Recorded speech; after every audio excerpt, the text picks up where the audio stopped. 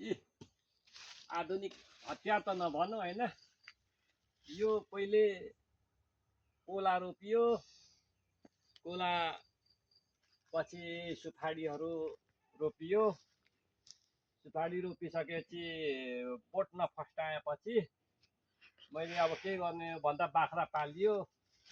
बाख्रा पालेपछि किन भन्दा यो रुख अब बुढो अवस्था भइसक्यो, यो रुखमा चढ्नु नसकिने भइयो। त्यही भएर यस्तो हतियार यो आराममा लगाएर बनाएर यसरी काटिन्छ घाँस। धेरै सजिलो छ यसरी चलाउँदा।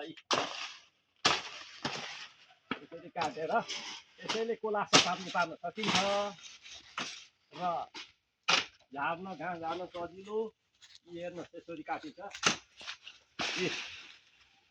तपाईँले पनि चाहियो भने र सजिलोसँग गर्नु छ भने यसरी बनाएर हतियार चलाउनु होला र भुइँमा नि काम गर्न सजिलो हुन्छ। यी सफा गर्नको लागि यसरी गर्न सकिन्छ, ढाड दुख्दैन।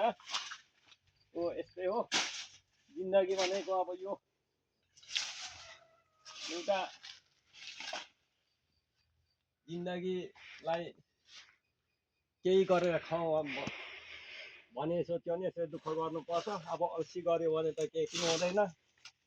सबै हामीले दुःख गरेपछि सुख पछि पाइन्छ भनेरै यो सबै बोट बिरुवा लाएर यसैको आमदामले घरबार चलिरहेको छ। र तपाईँहरू पनि अब यसरी नै आफ्नै परिश्रम गरेर खाइदिनु हुन अनुरोध गर्दछु।